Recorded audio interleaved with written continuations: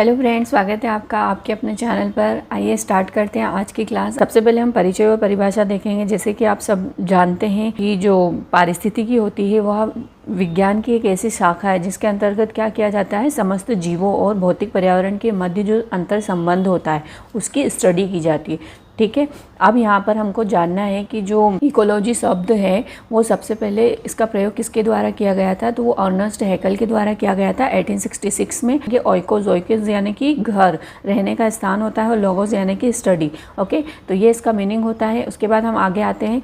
Arthur Tansley, ये वो person है जिन्होंने 1935 में इकोसिस्टम शब्द दिया था। ओके, सबसे पहले इकोसिस्टम का जो स्टडी किया गया वो आर्थर टेंसले के द्वारा किया गया था। और जो है ये कहाँ से थे आपके, तो ये आपके ब्रिटिश इकोलॉजिस्ट रहे हैं। लार्जेस्ट इकोसिस्टम की अगर हम बात करें तो इसका एग्जांपल यहाँ पर आपको बायोस्फीयर देखने को मिलेगा, जिसको जैवमंडल हिंदी में बोला जाता है। नेक्स्ट हम बात करेंगे पारिस्थितिकी तंत्र जो होता है वो क्या होता है, एक खुला तंत्र होता है।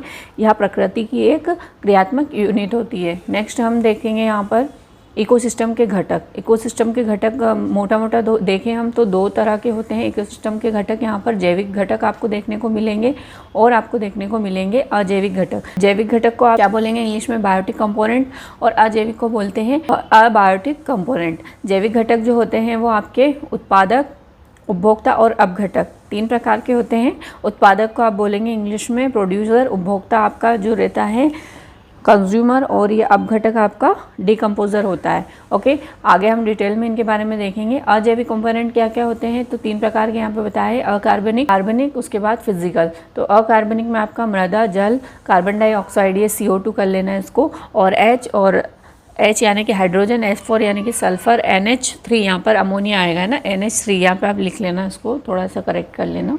और कार्बनिक में अगर आप देखेंगे तो प्रोटीन, वसा और कार्बोहाइड्रेट, साथ ही ह्यूमस भी आपको यहाँ पर देखने को मिलेगी। भौतिक में आप देखेंगे प्रकाश, ताप और ऊर्जा इसके अंतर्गत आते हैं। एक चीज़ और याद रखना है कि उत्पादक जो होता है, जिसको इंग्लिश में प्रोड्यूसर बोला जाता है, वो मीडिएटर का काम यहाँ पर करता है। अजैविक पदार्थ की मात्रा इज इक्वल टू खड़ी अवस्था, यानी कि अजैविक पदार्थ की जो मात्रा है उसको खड़ी अवस्था बोला जाता है।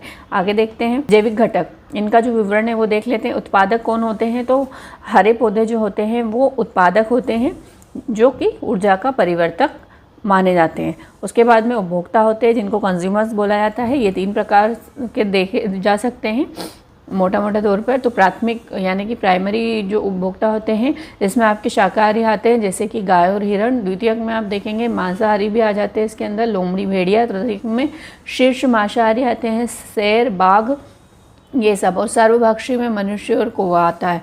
अपघटक यानी कि डिकम्पोजर्स क्या होते हैं, तो प्रकृति के महत्वक इनको बोला जाता है। जीवाणु और कवक इसके अंतर्गत आते हैं। अपघटक जो होते हैं आप देखेंगे कि ये जो पोषण स्तर होते हैं यहाँ पर सभी से ये क्या करते हैं, अपना पोषण प्राप्त करते हैं। नेक्स्ट है आपका ऊर्जा का प्रवाह, एनर्जी का जो फ्लो है। ये सबसे पहले इसका स्टडी या ये वाला जो कॉन्सेप्ट है वो लिंडमान के द्वारा दिया गया था। 10% का जो नियम था, ऊर्जा का जो प्रवाह होता है एक स्तर से दूसरे स्तर तक, जिसमें जो प्राथमिक स्तर वाला है अगर उसको 1000 जूल जो है अगर एनर्जी मिल रही है, तो अगले स्तर पर अगर वो ट्रांसफ़र होगी तो उसका 10% ही वहाँ तक ट्रांसफ़र होगा, जैसे कि हम यहाँ डायग्राम में देख सकते हैं। ओके, और लिंडमान ने ये जो नियम था वो 1942 में दिया था, जो क्या बताता है कि केवल 10% ऊर्जा ही अगले स्तर पर जाती है। और यहाँ पर आपको याद रखना है अपघटक जो होते हैं वो सभी पोषक स्तरों से जो है भोजन प्राप्त करते हैं। मैंने आपको पहले ही बता दिया ये वाली चीज़। अब यहाँ पर ट्रायंगल में आप देखेंगे कि पैरासाइट्स, प्रीडिएटर्स और ओमनिवोरस लिखा हुआ है। तो प्रीडिएटर्स क्या होते हैं, तो प्रीडिएटर्स ऐसे एनिमल्स होते हैं जो किसी अदर एनिमल्स के ऊपर रहते भी हैं और अपना पोषण भी प्राप्त करते हैं, तो ऐसे जीवों को आप पैरासाइट्स बोलते हैं। उसके बाद प्रीडिएटर्स हैं, तो प्रीडिएटर्स आप किसको बोलेंगे, जैसे बहुत सारे एनिमल्स ऐसे होते हैं जो दूसरे एनिमल्स का शिकार करते हैं, ओके, और उनसे अपना भोजन प्राप्त करते हैं, तो ऐसे एनिमल्स को आप प्रीडिएटर्स बोलेंगे। जिस पैरासाइट्स यानी कि परजीवी होता है, ओके। ओमनिवोरस यानी कि सर्वाहारी, ये कौन होते हैं, तो ऐसे एनिमल्स आते हैं जिसके अंदर जो मांस का भी भक्षण खाते हैं और आपके हरे पौधे जो होते हैं उन चीज़ों को भी खाते हैं, यानी कि वो शाकाहारी और मांसाहारी दोनों होते हैं। ओके, ओमनिवोरस ये कहलाते हैं। इसका सबसे बड़ा एग्जांपल आपके सामने है ह्यूमन बीइंग। ओके, नेक्स्ट आपको याद रखना है कि जो एनर्जी का फ्लो है वो सदैव जो है एक दिशी होता है। ठीक है, निम्न स्तर से क्या होता है, वो उच्च स्तर की तरफ जाता है। निम्न स्तर यानी कि प्राथमिक स्तर से आपके तृतीयक स्तर तक जो है ऊर्जा का प्रवाह होता है और एक ही दिशा में होता है। आपको पता ही होगा ऊष्मागतिकी के नियम यहाँ पर लिखा हुआ है, ऊर्जा तो ना तो उत्पन्न होती है ना ही इसको नष्ट किया जा सकता है। यानी कि जो ऊर्जा है उसको ना तो उत्पन्न किया जा सकता है ना ही इसको नष्ट किया जा सकता है। इसको क्या कर सकते हैं अपन, सिर्फ एक रूप से दूसरे रूप में इसको हम परिवर्तित करते हैं। ठीक है, तो ये आपका ऊष्मागतिकी का प्रथम नियम था। नेक्स्ट हम बात करेंगे यहाँ पर पारिस्थितिकी पिरामिड। सबसे पहले जो है ये कॉन्सेप्ट किसके द्वारा दिया गया है, तो चार्ल्स एल्टन के द्वारा 1927 में ये दिया गया। यहाँ पर आप देखेंगे 3 प्रकार के इकोसिस्टम के जो है पिरामिड्स आपको देखने को मिलेंगे। इकोलॉजी के जो पिरामिड्स हैं वो आपको देखने को मिलेंगे। संख्या का पिरामिड, जीवाहार का पिरामिड, ऊर्जा का पिरामिड। अभी संख्या के पिरामिड में आप देखेंगे ये सीधा और उल्टा दोनों प्रकार का बनता है। सीधा में आप देख सकते हैं घास का स्थल या फिर घास का मैदान आप बोल सकते हैं। उल्टा में आप वृक्ष वाला देख सकते हैं। जीवभार का पिरामिड भी आपका सीधा और उल्टा दोनों तरह का बनता है। वन और तालाब इसके एग्जाम्पल हो जाएंगे। और ऊर्जा वाला जो पिरामिड है वो आप देखेंगे यहाँ पर सदैव जो है सीधा बनता है। ओके, कभी भी ये उल्टा नहीं बनता है और ये एग्जाम्स में पूछा भी गया है, तो इस चीज़ को आपको ध्यान रखना है।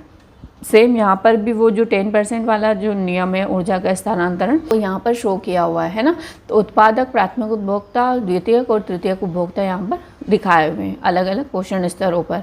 तो यहाँ पर आप एक चीज़ नोटिस कर रहे होंगे कि ये सब एक दूसरे से कहीं ना कहीं जुड़ रहे हैं, यानी कि एक सिस्टम बन रहा है। प्रदूषण का जो जमा होता है उसको आप जैव संचय यानी कि बायो एक्यूमुलेशन बोलते हैं। इसको किस में मापा जाता है, तो इसको ppm में मापा जाता है। और जैव आवर्धन की बात करें हम तो ये किसी भी फूड चेन में जो प्रदूषण की मात्रा है उसका बढ़ना बताता है, जिसको हम इंग्लिश में बोलेंगे बायो मैग्निफिकेशन। यहाँ पर ये जो फ्लो दिया हुआ है साइड में इसके थ्रू आप देख सकते हैं, जैसे कि कोई घास का मैदान है, अगर वहाँ पर DDT की मात्रा लो है, अगर उस घास को बकरी खाती है तो उसमें थोड़ा सा उसका इंक्रीमेंट होगा। बकरी को अगर कोई मानव खाता है तो उसमें सबसे ज़्यादा जो है इसका कॉन्सेंट्रेशन देखने को मिलेगा। ओके, और ये जो है DDT आपका फैट सोल्यूबल होता है, इसीलिए अगर ये बॉडी में एक बार गया है तो इसको पास आउट करना लगभग नामुमकिन होता है। ओके, इम्पैक्ट क्या पड़ता है, तो DDT और BHC जैसे कीटनाशक आपके जो है बैन है। ये चीज़ आपको ध्यान रखना है और आपके बॉडी के ऊपर इसके कई घातक बीमारियां इसके द्वारा हो सकती है। नेक्स्ट हम देखते हैं पारिस्थितिकी अनुक्रमण, इकोलॉजी सक्सीशन। तो इकोलॉजी सक्सीशन क्या होता है, तो किसी निश्चित समय में, ठीक है, किसी एक एरिया के या फिर समुदाय के जो जीव होते हैं उनमें वो किसी अदर जीव के द्वारा क्या हो जाते हैं, विस्थापित हो जाते हैं। तो इसको क्या बोला जाता है, पारिस्थितिकी अनुक्रमण बोला जाता है। ये क्वेश्चन आपके जो MPPSC प्रीलिम्स हुआ था उसमें 2025 में आई थिंक, तो क्वेश्चन आया था, डेफिनेशन पूरी दे दी थी वहाँ पर, और जो मेन उसका हेडिंग रहा करती थी जिसकी वो डेफिनेशन है उसको आपको ऑप्शंस में दे दिया था। तो वहाँ पर ये पूछा गया है, तो आपको ध्यान रखना है। ये वाला जो कॉन्सेप्ट है आपके F क्लीमेंट 1916 के द्वारा दिया गया था, इसीलिए इनको फादर ऑफ पारिस्थितिकी अनुक्रमण बोला जाता है। उसके बाद ओडम के द्वारा क्रमागत विधि को बताया गया। ये चीज़ भी आपको ध्यान रखना है। यहाँ पर आपको देखना है कि जो जीव होते हैं वो किस तरह से बदलाव करते हैं। तो सबसे पहले नग्नीकरण होगा, फिर प्रवास होगा, आस्थापन होगा, फिर प्रतिक्रिया होगी और देन स्थिरीकरण होगा। इस तरह से वो पूरा का पूरा जो समुदाय है वो क्या हो जाएगा, एक टाइम के बाद विस्थापित हो जाएगा, जिसी को चरम समुदाय भी आप बोल सकते हो। चलिए ये हो गया। उसके बाद अपन देखते हैं जैव भू रासायनिक चक्र यानी कि बायोकेमिकल साइकिल्स। 2 प्रकार के आप देख सकते हैं, एक गैसीय साइकिल चलता है और एक आपका सेडिमेंट्री साइकिल जो है चलता है। भंडारण वायुमंडल में होता है, नाइट्रोजन, ऑक्सीजन, कार्बन डाइऑक्साइड और वाटर इसके अंतर्गत आते हैं। और अवसादी चक्र में आपका पृथ्वी की भूपर्पटी, इसमें आपको फास्फोरस, सल्फर और कैल्शियम जैसी तत्व आपको देखने को मिलेंगे। वर्ल्ड डेवलपमेंट रिपोर्ट 2010 के अनुसार। ओके, तो ये 5 प्रकार की सेवाएं हैं। फर्स्ट है आपकी व्यवस्था सेवा, नियंत्रण सेवा, समर्थन और सांस्कृतिक सेवा और संरक्षण सेवा। तो 5 प्रकार की सेवाएं बताई गई है वर्ल्ड डेवलपमेंट रिपोर्ट 2010 के अनुसार, जिसमें आप देखेंगे कि व्यवस्था सेवाएं हैं, उसके अंदर आपका खाद्यान्न और जल का उत्पादन आता है। नियंत्रण सेवाएं जो हैं उसके अंतर्गत आपका जलवायु और रोग का नियंत्रण होगा। देन थर्ड वाली जो है समर्थन सेवाएं, उसके अंतर्गत आपका पोषण चक्र और फसल परागण आएगा। देन सांस्कृतिक सेवाओं में आपका आध्यात्मिक, शैक्षणिक और मनोरंजन सेवाओं को सम्मिलित किया गया है। और 5th नंबर का जो है आपका संरक्षण सेवाएं, इसमें विविधता का अनुरक्षण किया गया है। तो ये 5 प्रकार की सेवाएं हैं जो किसके द्वारा बताई गई है, वर्ल्ड डेवलपमेंट रिपोर्ट 2010 के अनुसार। ओके, जो किसकी सेवाएं हैं, इकोसिस्टम। टैलेंट स्प्रिंग पुस्तक जो है उसके लेखक कौन है, रेचल कॉर्सन, 1962। ये चीज़ याद रखना है। ग्रीन आर्मी ऑस्ट्रेलिया ने शुरू की। यूकेलिप्टस जो होता है पर्यावरण का शत्रु होता है क्योंकि जल शोषण बहुत अधिक करता है। ये इकोटोन आपको याद रखना है। 2 भिन्न समुदायों के बीच का संक्रमण क्षेत्र आपका क्या कहलाता है, इकोटोन कहलाता है। इकोमार्क आप किसको बोलेंगे, तो पर्यावरण मित्र उत्पादों के लिए दिया जाता है। और किसके द्वारा दिया जाता है, तो ये चीज़ याद रखना है आपको, भारतीय मानक ब्यूरो के द्वारा इकोमार्क दिया जाता है। जो प्रोडक्ट एनवायरमेंट फ्रेंडली होते हैं उन्हीं के लिए ये दिया जाता है। और किसके द्वारा दिया जाता है, तो भारतीय मानक ब्यूरो के द्वारा ये दिया जाता है। ये क्वेश्चन भी एग्जाम्स में पूछा गया है, तो आपको ये फैक्ट याद रखना है अपने एग्जाम के लिए, काफ़ी इंपॉर्टेंट ये चीज़ें हैं। वैज्ञानिक के नाम है यहाँ पर अर्नेस्ट हैकल। क्या अवधारणा है, योगदान रहा है, तो इकोलॉजी शब्द दिया है इन्होंने। आर्थर टैंसले इकोसिस्टम शब्द दिया। लिंडमान ने 10% का जो नियम है वो दिया है। चार्ल्स एल्टन ने पारिस्थितिकी पिरामिड का नियम दिया है। एफ क्लीमेंट ने आपको जो है पारिस्थितिकी अनुक्रमण का जो सिद्धांत दिया है। उसके बाद में ग्रीनल पारिस्थितिकी निशय। चीज़ कभी नहीं भूलना है, रिवीजन इज़ की ऑफ सक्सेस। ओके, मिलते हैं नेक्स्ट क्लास में। उसके पहले आपसे एक रिक्वेस्ट रहेगी, अगर क्लास को अभी तक लाइक नहीं किया तो प्लीज़ लाइक कर लीजिए, अपने फ्रेंड्स के साथ शेयर कर लीजिए। इतना शॉर्ट और एकदम क्रिस्प आपको रिवीजन करवाया है। एग्ज़ाम में अगर इस टॉपिक से क्वेश्चन आता है तो इस क्लास से ज़रूर आएगा, ठीक है। तो इसको अच्छे से पढ़िए, बार बार रिवाइज़ करिए, क्लास को 2 से 3 बार देखिए ताकि आपको जो भी फैक्ट है वो आपको याद हो जाए। यहाँ पर मैंने थ्योरी से ज़्यादा जो मेन फैक्ट है वो लाने की कोशिश करी है, जो कि इम्पॉर्टेंट है एग्ज़ाम पॉइंट ऑफ व्यू से।